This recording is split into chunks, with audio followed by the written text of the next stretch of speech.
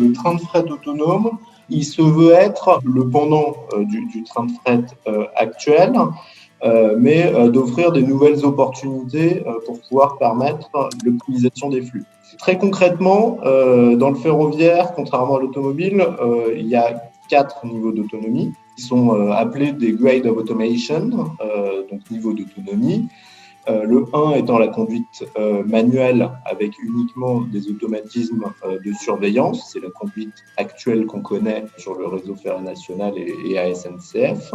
Ensuite, on a le niveau d'autonomie 2 qui est la conduite assistée. Là, c'est légèrement différent de l'automobile au sens où c'est uniquement la traction et le freinage qui est automatisé, mais intégrant la signalisation. Ensuite, on a le mode GOA 3, où là, il n'y a plus en permanence un conducteur en cabine, mais par contre, il y a du personnel sur le train, du personnel d'accompagnement, qui est susceptible de reprendre la conduite en cas d'aléa et qui peut effectuer éventuellement d'autres tâches pour le restant du trajet. Et puis le GOA 4, qui correspond à la conduite complètement automatisé et sans personnel à bord, et qui est finalement ce que l'on connaît par exemple sur la ligne 14 du métro parisien ou sur la ligne 1, et donc qui existe partiellement dans l'urbain et évidemment pas dans le ferroviaire. Cependant, ce qui est intéressant, c'est qu'il existe un exemple d'ores et déjà dans le monde, en Australie, sur le fret. Donc, c'est un train de carrière qui est exploité par Rio Tinto sur 700 km, qui a été développé ces dernières années et mis intégralement en service il y a 2 ans.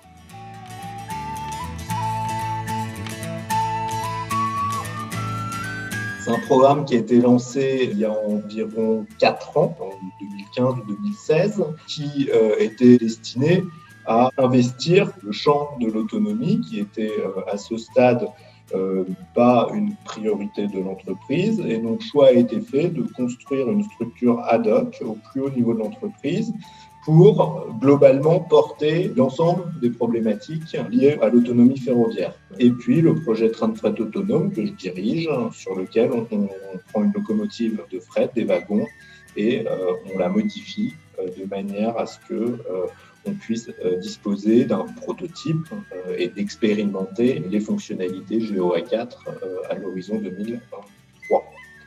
Le programme a vocation à parcourir l'ensemble du spectre de l'industrialisation et n'est pas uniquement un enjeu d'innovation et recherche au sens technique. Le projet train de fret autonome, qui est un des projets portés par SNCF, c'est un projet collaboratif. Alors, ils le sont tous dans le programme, mais c'est important.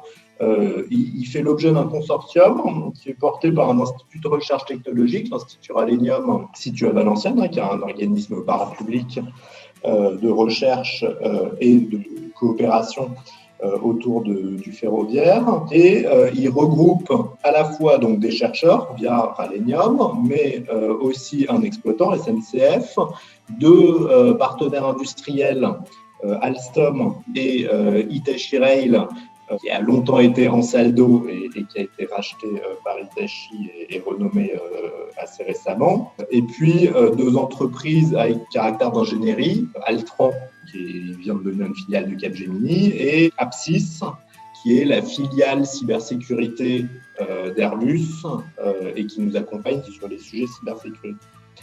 L'objectif de ce projet, c'est de définir ce que pourrait être un train de fret autonome générique et de démontrer la faisabilité de ce train générique.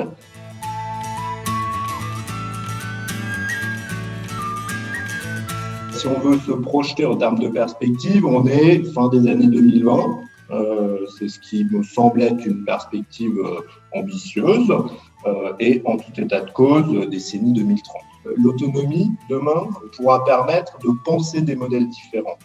Demain, économiquement, on trouve des points d'équilibre à faire plutôt qu'un train par semaine de 30 wagons, de faire 4 trains par semaine de 7 ou 8 wagons. Et donc, d'augmenter la fréquence, de diminuer le poids de l'immobilisation du matériel, ce que ça veut dire de n'utiliser que 7 wagons plutôt que 30.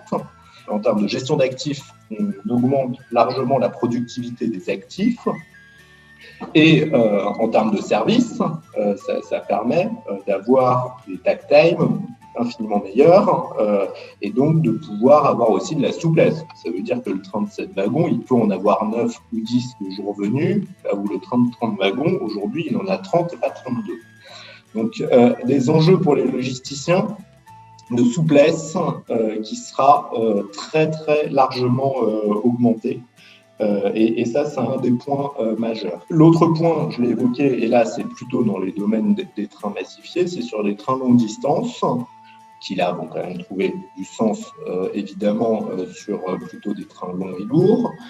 Mais sur la longue distance, il y a deux atouts majeurs à l'autonomie. Je l'ai évoqué tout à l'heure rapidement, c'est de ne plus avoir de relève de conducteurs, et donc de pouvoir éviter cette contrainte d'avoir des points de rendez-vous sur le parcours. Demain, le point de rendez-vous ne sera que le point d'arrivée, et il n'y aura pas de point de rendez-vous intermédiaire avec les contraintes associées.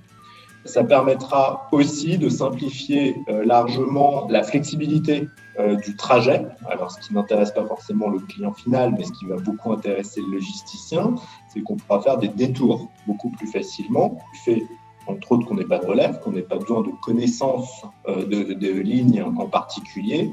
Et donc, on pourra décider la veille de pouvoir réaliser un parcours sur un autre trajet, en cas d'événements sur le réseau, par exemple, ou en cas de travaux, par exemple. Et je crois que la navette ferroviaire et la navette courte distance ferroviaire, donc, qui est quelque chose qui pourrait être dans le périmètre d'EFP.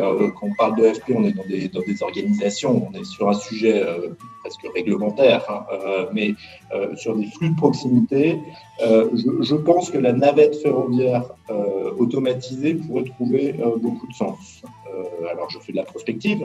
Là, c'est pas l'objet du projet, mais par contre, l'objet de nos projets, c'est de pouvoir lever les verrous, pouvoir envisager et pouvoir créer ce type de modèle. Et donc, dans certaines configurations, et l'idéal, alors c'est assez rare, mais les ports, par exemple, pourraient trouver des réponses intéressantes, c'est dans des environnements fermés, mais de pouvoir créer des modèles de navettes, et en imaginant demain une locomotive de chaque côté, que sais-je, 5 wagons, et puis qui vont faire 10, 15, 20, 30 km, typiquement pour de la carrière, typiquement pour du port. C'est des flux qui aujourd'hui n'existent plus.